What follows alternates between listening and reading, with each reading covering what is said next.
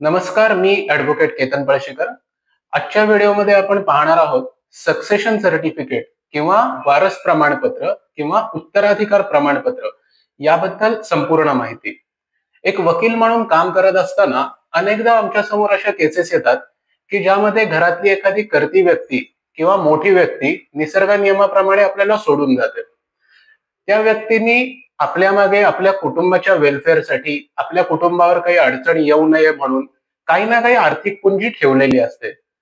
त्या आर्थिक पुंजीवर खरं तर कुटुंबाचा संपूर्ण हक्क असतो, पण बँका किंवा फायनान्शियल इन्स्टिट्यूशन्स ते पैसे त्याच्या वारसांना देत नाहीत. आता यामध्ये बँका टाळाटाळ करतात का? तर तसं नाहीये. त्यामागे काही कायदेशीर कारणं असतात. आता आपण एक उदाहरण घेऊन ही गोष्ट समजून घ्यायचा प्रयत्न करूया. घरातली एक कर्ती व्यक्ती निसर्ग नियमाप्रमाणे आपल्याला सोडून जाते. त्या व्यक्तीने त्याच्या बँकेमध्ये काही पैसे ठेवले, त्याच्या काही इन्व्हेस्टमेंट्स आहेत, इतर काही शेअर्स आहेत. पण बँक किंवा त्या फायनान्शियल इन्स्टिट्यूशन्स वारसांना पैसे देत नाहीयेत. त्याच्या मागची कारणं काय? तर एकतर त्यांनी ज्या काही इन्व्हेस्टमेंट्स ठेवलेल्या आहेत त्याच्यामध्ये नॉमिनी म्हणून कोणाचं नावच नसतं, किंवा नाव असेल पण नॉमिनीचा आधीच मृत्यू झालेला आहे. तर अशा केसमध्ये ते पैसे नक्की कोणाला द्यायचे हे बँक ठरवू शकत नसते. दुसरं म्हणजे बँकेमध्ये 5 लाख रुपयापेक्षा जास्त अमाऊंट असेल, त्या परिस्थितीमध्ये सुद्धा नॉमिनीचं नाव असून सुद्धा बँक नॉमिनीला पैसे देणार नाहीये. त्यासाठी सुद्धा बँक सक्सेशन सर्टिफिकेट आणायला सांगणार आहे. त्याचप्रमाणे बँक अकाउंटमध्ये लिहून ठेवलेल्या नॉमिनीचं नाव आणि इतर वारस यांच्यामध्ये काही मतभेद असतील आणि इतर वारसांनी नॉमिनीला पैसे देण्यावर काही आक्षेप घेतला, तरी सुद्धा बँक सगळे पैसे होल्ड करून ठेवते आणि तुम्हाला सांगते सक्सेशन सर्टिफिकेट घेऊन या, आणि मग सक्सेशन सर्टिफिकेट प्रमाणे तुमचे पैसे तुम्हाला दिले जातील. तर आज आपण हे सक्सेशन सर्टिफिकेट म्हणजे नक्की काय असतं, कुठून मिळतं, त्याची प्रोसिजर काय, त्याला खर्च किती येतो, वेळ किती लागतो, या सगळ्या गोष्टी अतिशय डिटेलमध्ये बघणार आहोत.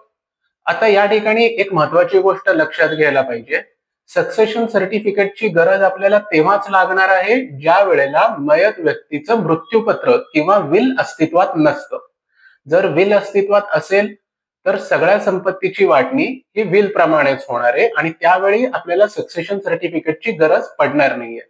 एक कायदेशीर व्हॅलिड ठरणारं विल कसं लिहायचं याबद्दल मी ऑलरेडी एक व्हिडिओ बनवलेला आहे, तो तुम्ही रिफर करू शकता. ऍट ऍक्च्युअल वारस प्रमाणपत्राचे 2 प्रकार असतात. एक म्हणजे सक्सेशन सर्टिफिकेट आणि दुसरं हेअरशिप सर्टिफिकेट. ही दोन्ही प्रमाणपत्र वारस प्रमाणपत्र किंवा उत्तराधिकार प्रमाणपत्र जरी असली तरी दोन्हीमध्ये काही फंडामेंटल फरक आहेत. दोन्हीचे पर्पज वेगळे वेगळे आहेत. जर का आपण ही दोन्ही सर्टिफिकेट्स एकत्र बघितली तर आपलं कन्फ्युजन व्हायचे खूप चान्सेस आहेत. त्यामुळे आज आपण फक्त सक्सेशन सर्टिफिकेट बद्दल बोलणार आहोत आणि हेअरशिप सर्टिफिकेटसाठी मी वेगळा व्हिडिओ बनवेल.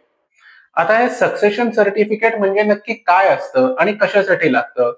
सक्सेशन सर्टिफिकेट हे कोर्टाने आपल्याला दिलेलं एक कायदेशीर सर्टिफिकेट असतं आणि त्याचा उपयोग मयत व्यक्तीच्या कायदेशीर वारसांना मयत व्यक्तीची bank accounts, investments, FD, shares, debentures अशा जंगम मालमत्तेच्या म्हणजे मुव्हेबल प्रॉपर्टीच्या मालकीवर हक्क सांगण्यासाठी गरजेचं असतं. म्हणजेच सक्सेशन सर्टिफिकेट हे फक्त मुव्हेबल प्रॉपर्टीज मिळवण्यासाठी गरजेचं असतं.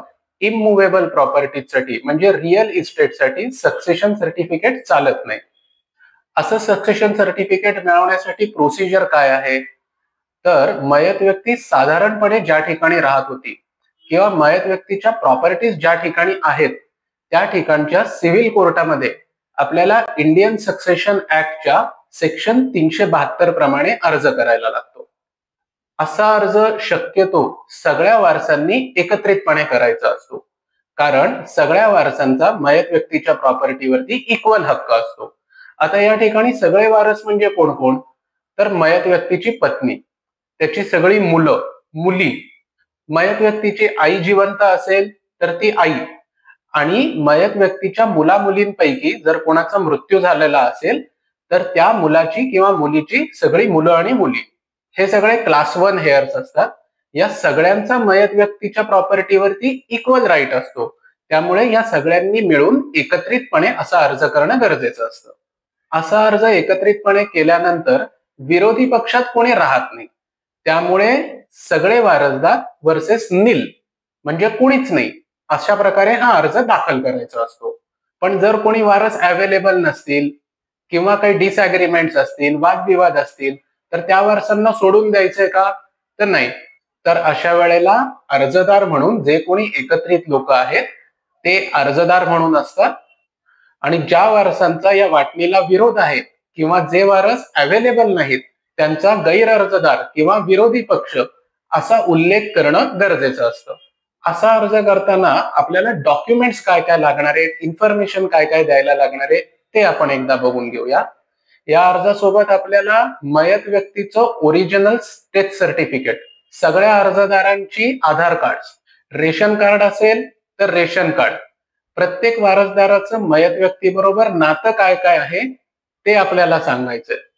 मयत व्यक्तीच्या सगळ्या बँक अकाउंटची, इन्व्हेस्टमेंटची यादी ही सुद्धा आपल्याला यासोबत जोडायची. हे सक्सेशन सर्टिफिकेट आपल्याला नक्की कुठल्या कारणासाठी पाहिजे आहे ते कारण यामध्ये मेन्शन करणं गरजेचं आहे. आणि सगळ्यात शेवटी 20 रुपयाच्या एका स्टॅम्प पेपरवरती अर्जदारांचं ॲफिडेव्हिट आपल्याला सबमिट करायचंय. वारसांनी असा अर्ज कोर्टात दाखल केल्यावर सगळ्यात पहिली स्टेज म्हणजे कोर्टाकडून पेपर पब्लिकेशनसाठी एक नोटीस दिली जाते. ही नोटीस आपल्याला लोकल न्यूजपेपरमध्ये पब्लिश करायची असते.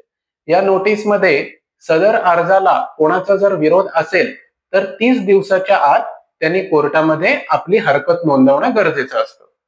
जर 30 दिवसामध्ये किंवा पुढच्या तारखेपर्यंत जर का कोणाची काही हरकत आली नाही तर कोर्ट उपलब्ध अर्जदारांचा पुरावा घेतं, त्यांचा एव्हिडन्स होतो, अर्जदार हेच मयत व्यक्तीचे वारस आहेत याबद्दल कोर्ट स्वतःची खात्री करून घेतं आणि जर कोर्टाला काही आक्षेपार्ह वाटलं नाही तर अर्जदार हेच मयत व्यक्तीचे कायदेशीर वारसदार आहेत अशी ऑर्डर कोर्ट करून देत असतं.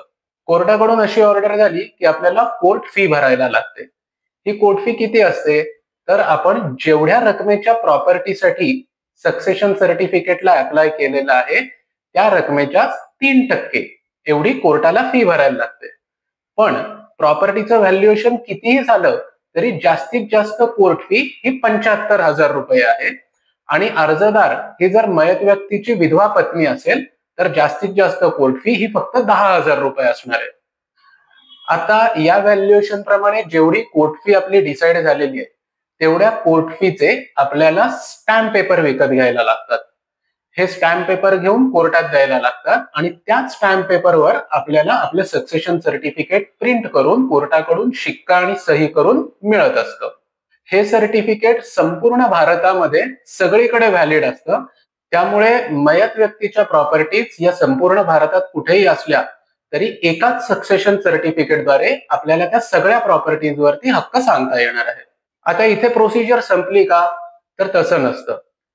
जेवढ्या रकमेचं, जेवढ्या व्हॅल्युएशनचं सक्सेशन सर्टिफिकेट आपण कोर्टाकडून घेतलेलं आहे तेवढ्या रकमेचा एक इंडेमनिटी बॉन्ड कोर्ट आपल्याकडनं भरून घेत असतं. हा इंडेमनिटी बॉन्ड कशासाठी? तर आज तुम्ही सक्सेशन सर्टिफिकेट घेऊन गेल्यानंतर उद्या जर कोणी दुसरे वारस कोर्टासमोर उपस्थित झाले किंवा काही घेणेकरी, मयत व्यक्तीचे घेणेकरी कोर्टासमोर उपस्थित झाले आणि त्यांचाही जर का मयत व्यक्तीच्या संपत्तीत वाटा निघाला तर त्यांना नुकसान भरपाई देण्याची जबाबदारी ही वारसदारांची राहते आणि हीच जबाबदारी कोर्ट आपल्याकडून इंडेमनिटी बॉन्डद्वारे लिहून घेत असतं. महत्वाची गोष्ट, आता या सगळ्याला खर्च किती येतो? तर आपण अगोदर बघितल्याप्रमाणे कोर्टाची फी हाच सगळ्यात मोठा खर्च असतो. या व्यतिरिक्त वकिलांची फी, कागदपत्रांचा खर्च, ॲफिडेव्हिटचा खर्च या सगळ्याला सुमारे 15,000 ते 25,000 रुपये खर्च येत असतो. ही सगळी प्रोसिजर पूर्ण व्हायला अंदाजे 5 ते 7 महिने एवढा वेळ देखील लागत असतो.